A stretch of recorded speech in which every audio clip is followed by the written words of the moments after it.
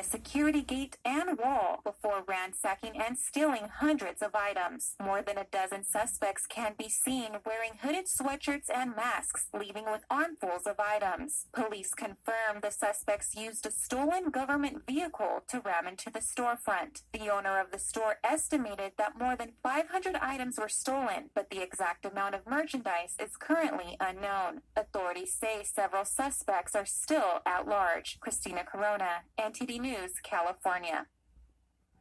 National Rifle Association CEO Wayne Lapierre arrived at the New York. $3 billion would be allocated to reduce the risks and impacts of climate change. According to the UN Refugee Agency, 84% of immigrants and refugees in 2022 fled from countries at high risk due to the climate. That's up from 61% in 2010. The agency hopes that the almost $8 billion will come from individual and private sector donors, as well as governments. Also on Monday, a major development in the dispute between Texas and the Biden administration. The U.S. Later this week, it's part of the House impeachment inquiry into President Biden. On Thursday, Mervyn Yan will testify behind closed doors before the House Oversight and Judiciary Committees. He worked with Hunter Biden through Chinese energy companies CEFC and HUD-3. On Friday, Rob Walker will testify behind closed doors before both committees. Walker is known for working on a joint venture called Sino-Hawk Holdings. This was meant to partner up with CEFC. Both interviews will be transcribed. Yan's and Walker's depositions come before Hunter Biden's own closed-door testimony scheduled for February 28th. Lawyers representing Hunter Biden refused to answer specific questions about whether they paid some of his legal bills while representing him. A conservative legal group is raising concerns over the attorney's representation of the younger Biden, claiming that it could violate the rules of the California bar. In testimony before House committees last week, the lawyers representing Hunter Biden invoked attorney-client privilege 17 times during questioning. According to the transcript of the deposition, Hollywood lawyer Kevin Morris and his lawyer invoked the privilege when asked about the first son's finances and business dealings. Congressional investigators are trying to determine whether Hunter Biden used President Biden's influence to conduct business. Morris claimed that his legal representation of Hunter Biden was global and complete, and he argued that almost any detail of their relationship is off limits. America First Legal, a conservative legal group, filed a complaint with the California State Bar against Morris for allegedly violating its rules of professional conduct. Coming up, is Nikki to win in New Hampshire? She still faces a national electorate set to renown. Latest CBU.gov national has 69%. Republican has ever won the party nomination without winning either Iowa or Jeremy Sandberg, NTD News. This and that. And former President Yang suggests President Biden can't beat Trump in the general election. Yang told the Epoch Times on Monday that Congressman Phillips represents the best chance to defeat Trump. Yang endorsed the long-shot candidate last week. He has since been campaigning alongside Phillips, who's a three-term congressman from Minnesota. Phillips hopes to boost his numbers by appealing to New Hampshire's sizable population of independent voters.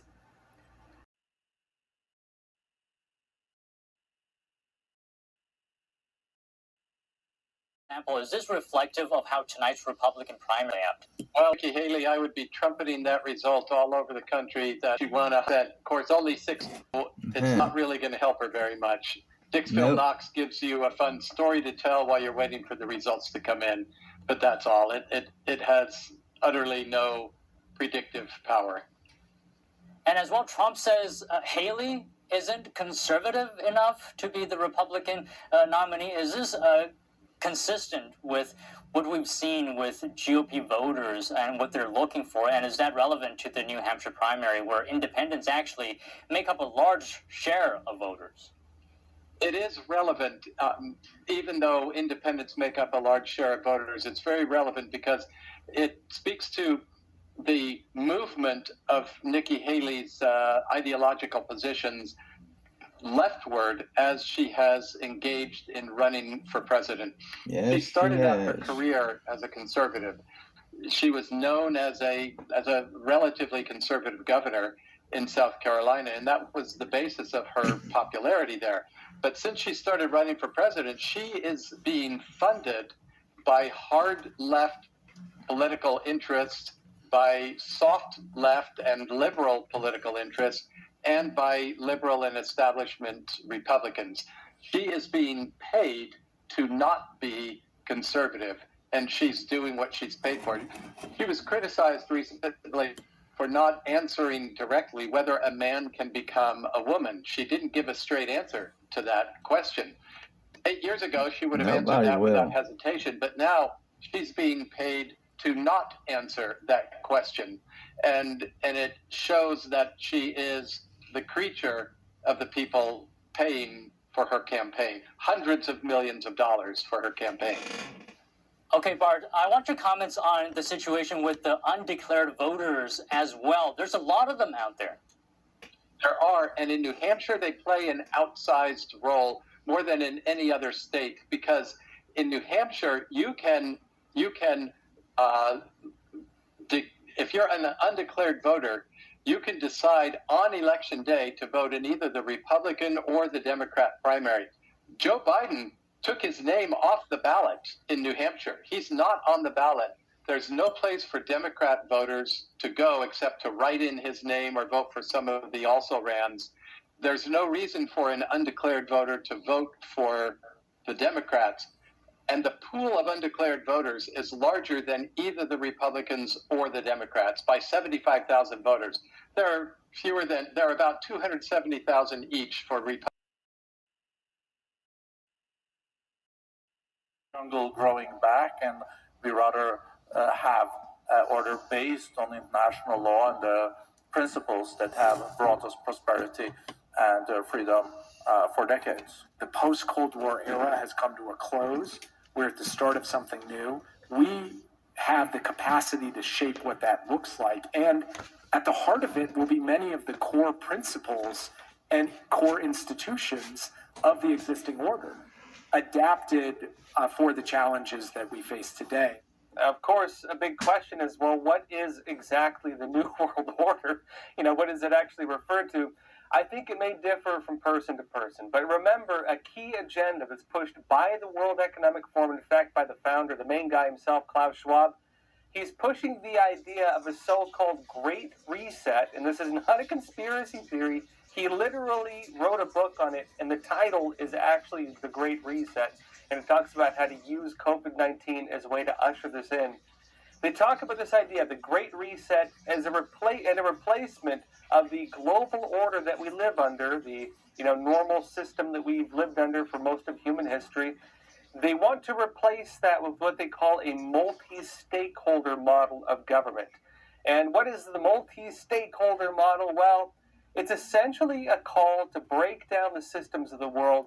Of course, the Great Reset, you reset the world, right? And then when you build back better, you do something different with it. When you start all the systems back up. And part of the starting back up, what they want to implement is this multi-stakeholder model that includes subverting the authority of elected government. In most countries on earth, we live under various forms of democracy, and even a republic is representative democracy. We elect our leaders. They want to change that by having it so that the control of countries is not just under elected government. And what they want to do, the multi-stakeholder model, who are the stakeholders, well, they want to grant shared government power to corporations, investors, NGOs, bankers, and other unelected officials, notably themselves. So in other words, what they're calling for is essentially a global coup d'etat. They want to overthrow democracy. They're trying to replace it with a new form of international totalitarianism, which they want to be in control of. They're trying to subvert and replace the authority of elected government with a system that ironically benefits the very people pushing for these things, notably them. And they're using doomsday narratives like a doomsday cult, trying to justify this. They're pushing narratives on global warming, global pandemics, disease X, similar issues like this, and they're using them as Trojan horses to justify the ushering in of a new vision of what they call the so-called New World Order, and that's what it refers to. Case in point, the agenda, ironically, against farmers. We hear so much about it. They're trying to get rid of farmers. They're culling cattle. They're making it so there's restrictions on nitrogen, so you can't put fertilizer on your farm. They want to limit all these things. They're closing farmers down. Now, one of the big things they have is, of course, justifying this under the narrative of fighting global warming. And just case in point, there was a clip going viral from the World Economic Forum just recently from their agenda contributor, Hubert Keller, explaining why coffee, the coffee we drink, most of us every morning, is actually a problem for global warming. Watch. On the nature side, basically, the coffee that we all drink emits between 15 and 20 tons of CO2 per ton of coffee. So we should all know that this is every time we drink coffee, we are basically putting CO2 into the atmosphere. One of the reasons is because most of the coffee plantation or most of the coffee is produced through monoculture, and monoculture is also affected by climate change. Well, you heard it right. Drinking coffee These is people now are a insane. cause of climate change. But it's actually beyond this. They say it's not just drinking coffee, it's also the farming practices behind the growing of coffee beans. And keep in mind, this is not just empty talk. They're not just criticizing the normal way of life. The people pushing these agendas are trying to dismantle things that they claim are causing these problems. And that includes even destroying farms, culling cattle, restricting fertilizers, and ironically, setting a stage for an actual, very real global catastrophe. So in their attempts to fight against the imaginary doomsday, they're creating one. And then there are things like censorship and They're out totalitarian of their government. What friggin' is minds. the New World Order? What is the system we live under? Well, keep in mind, they're not pushing for freedom. They're calling for new systems to restrict freedom. And they're saying that freedom is ironically the threat they're going against.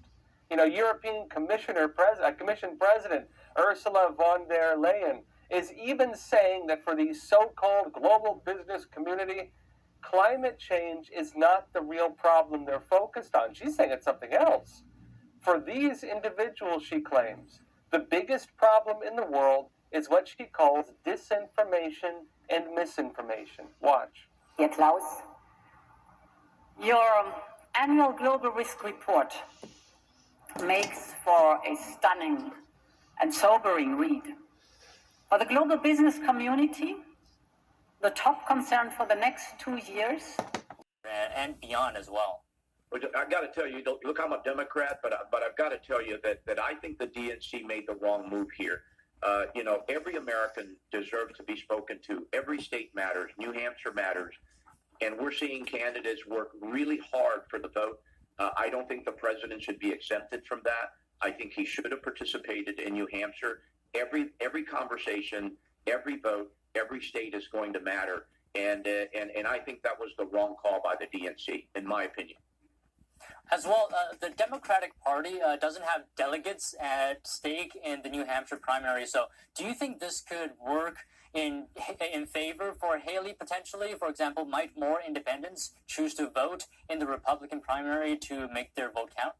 Certainly, in New Hampshire, you have a very unique set of circumstances, right? 30% of voters are registered Republican, 30% are registered Democrat, and 40% are registered unaffiliated. So there's a broad opportunity here for Haley to make inroads with that community. And I want to look ahead as well. What are the key factors or events you believe will play a crucial role in determining the next U.S. president, and how might the results in New Hampshire set the stage for that? Well, I don't think New Hampshire it's going to be a bellwether, but we're a long way from the White House.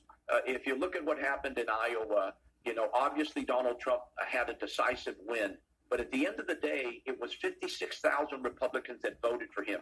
That's less than 3% of the registered voters in that state. New Hampshire could go the same way. What I'm delighted to see, Don, is two candidates working extremely hard to earn the trust and the vote of the American people. They're out there, they're campaigning, they're having the discussions, they're being involved, and that to me is a great, indication of just how hard they're going to work for the American people. I think every discussion, every conversation is going to matter. And I find myself really excited about what I'm seeing here. I mean, think about this. We're witnessing American history as it's being made. We've never been here before as a nation. We're down to 2 candidates on the Republican side, and New Hampshire hasn't even happened yet. And one of those candidates is a woman and of immigrant background at that. That speaks volumes of our nation, and I think that's what we should focus on as Americans. Obviously, we've got challenges. Obviously, there's a great deal of dissension in our nation right now, but I choose to look at the positives here. This is America at work, and I'm delighted to see, at least in this case, Donald Trump and Nikki Haley working extremely hard to get the vote from the people of New Hampshire.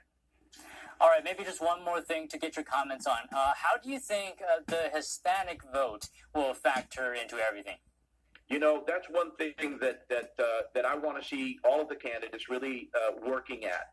If you look at it right now, every 30 seconds, a Hispanic in this nation becomes an eligible voter. If you look at it, there are more Hispanics in this nation than there are African Americans and Asians combined. And yet we continually get overlooked by both parties, frankly. One party's taking us for granted.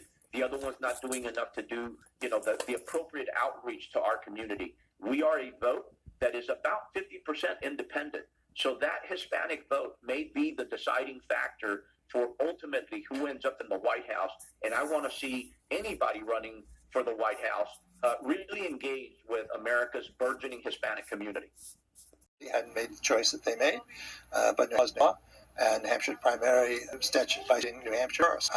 That's because, frankly, this is the only place where, in the country, where the have to meet people face to face, one-on-one. I think you've even seen that more so with Donald Trump, who traditionally has had large venue events. And now that he has a 2-person race, I think he's gone to smaller venues. Didn't like it at all. Felt disrespected. That's a big mistake on his part. But, who's going to run against Joe? He has a nomination, so it's a 100-year history here in New Hampshire. Like, we have been the first in the nation, and it's not like we're radically one way or the other. Like, we're pretty libertarian, so it was a stupid move, I think, on the president's part. And but anyway, what are you going to do? Oh, well.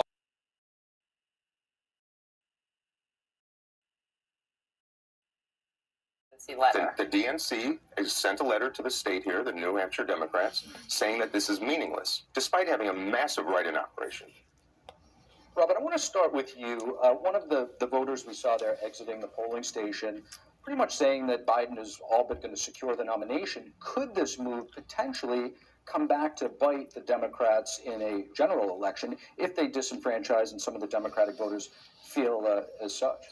Absolutely. And historically, let's look at this. In 2020, Biden placed 5th behind Mayor Buttigieg, Amy Klobuchar, Elizabeth Warren. And look, he didn't even get to double digits in New Hampshire in 2020. So, he's not highly favored there. So this could actually really change things tonight as far as the trajectory of his campaign. Now, by the laws, they haven't been able to actually really have a robust write-in campaign. The DNC hasn't pushed it, neither has the Biden campaign. This is being run by an independent outfit. I don't know how this is going to go. Roger, how are you viewing this? You've watched many campaigns unfold, many primaries. This is rather unprecedented. Yeah, it is. And, what he said is spot on. I think there's going to be a problem for Biden out of this. There, as he said, there was not an organized campaign for a write-in, but it's still not going to look good.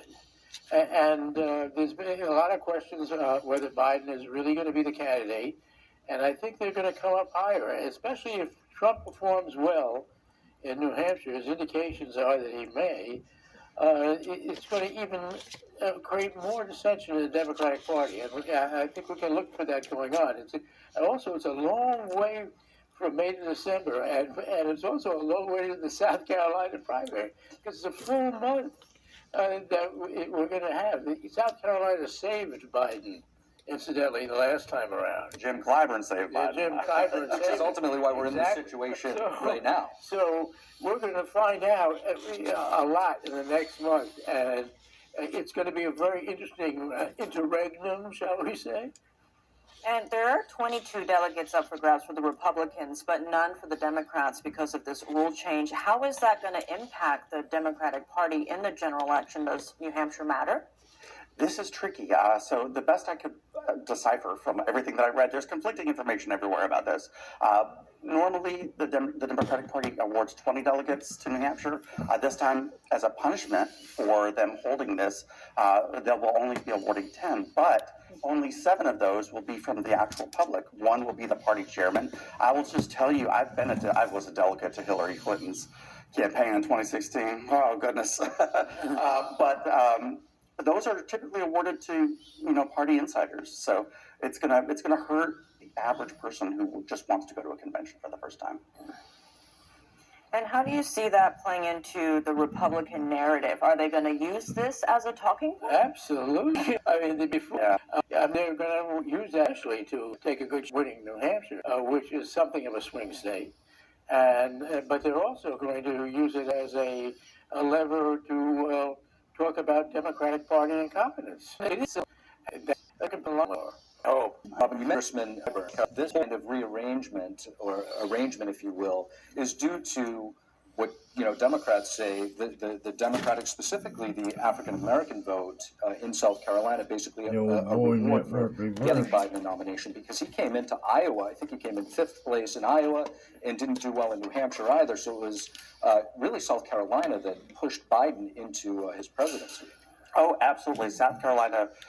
Biden knows everything to South Carolina. I was there, boots on the ground, helping at the time, and it was pivotal. It made a tremendous change. And then, of course, now Jamie Harrison is chairman of the DNC. That plays into a factor as well.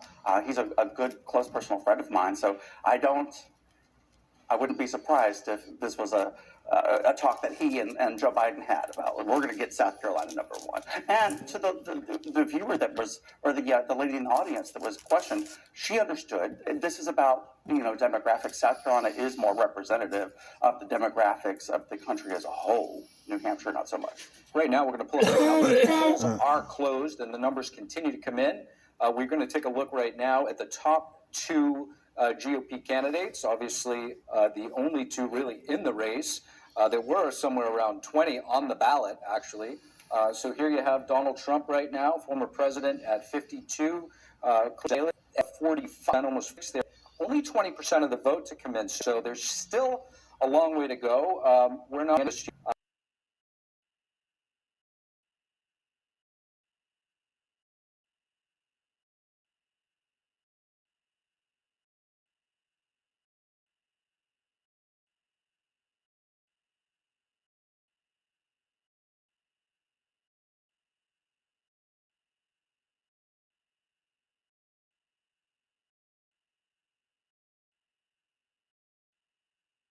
using the stage of the World Economic Forum to criticize the World Economic Forum. One of them who criticized it was the new president of Argentina, that's Javier Milei, and he went viral for some of his statements. Let me show you what he had to say. Today, I'm here to tell you that the Western world is in danger. And it is endangered because those who are supposed to have to defend the values of the West are co-opted by a vision of the world that inexorably leads to socialism and thereby to poverty. Unfortunately, in recent decades, motivated by some well-meaning individuals willing to help others, and others motivated by the wish to belong to a privileged caste, the main leaders of the Western world have abandoned the model of freedom for different versions of what we call collectivism. We're here to tell you that collectivist experiments are never the solution to the problems that afflict the citizens of the world. Rather, they are the root cause. Do believe me, no one better placed than us, Argentines, to testify to these 2 points. When we adopted the model of freedom back in 1860, in 35 years we became a leading world power. And when we embraced collectivism over the course of the last 100 years, we saw how our citizens started to become systematically impoverished, and we dropped to spot number 140 globally. Now, look, Millet is hitting on some of the key principles of classic Austrian economics. And what he's referring to, I believe, is interventionist policies meant to... They hadn't made the choice that they made, but it was law, and Hampshire's primary statute by New Hampshire. That's because, frankly, this is the only place where, in the country, where the have to meet people face-to-face, one-on-one. I think you've even seen that more so with Donald Trump, who traditionally has had large venue events, and now that he has a two-person race, I think he's gone to smaller venues. Didn't like it at all. Felt disrespected. That's a big mistake on his part, but who's going to run against Joe? He has a nomination, so it's a 100-year history here in New Hampshire. Like, we have been the first in the nation, and it's not like we're radically one way or the other. Like, we're pretty libertarian, so it was a stupid move, I think, on the president's part. And but anyway, what are you going to do? Oh, well.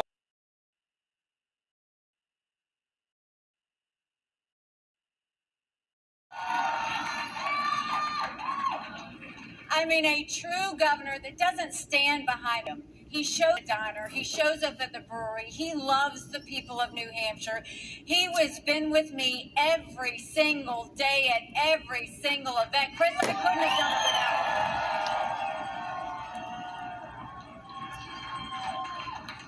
him. And I want to thank someone who was with me on day one. He's a patriot. He's a hardcore conservative.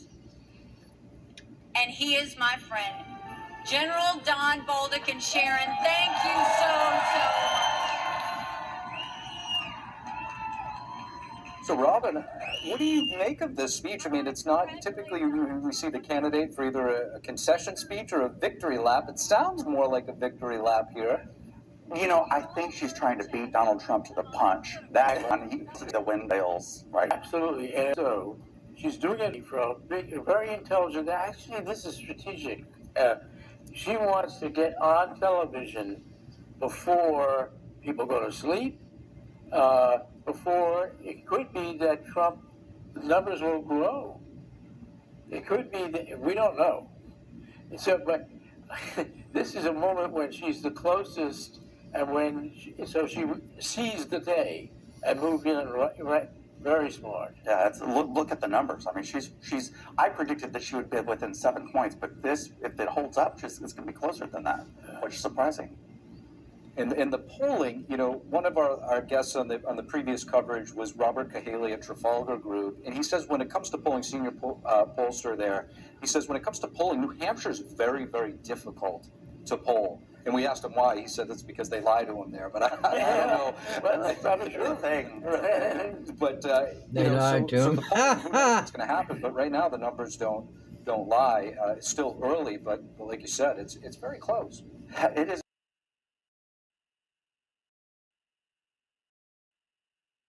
Mike Simpson praised Trump's leadership, saying America was stronger under him compared to President. To host delegation now indoors. Other lawmakers announced that yesterday Representatives Laurel Lee, Brett Guthrie, and Nancy Mace. Trump has picked up a total of 30 endorsements from senators. In today's primary race, Haley will take on former President Trump in what might be her last shot at the Republican nomination for president. The former South Carolina governor will look to Granite State voters to keep her in the race. Here's what we can expect in the New Hampshire matchup.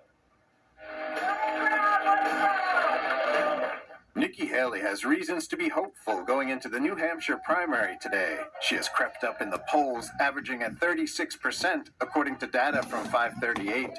Granite State Republican voters are generally more moderate than Iowa's, where Trump was able to win by large margins. Haley has said that she will focus on bringing centrists and independents to the table.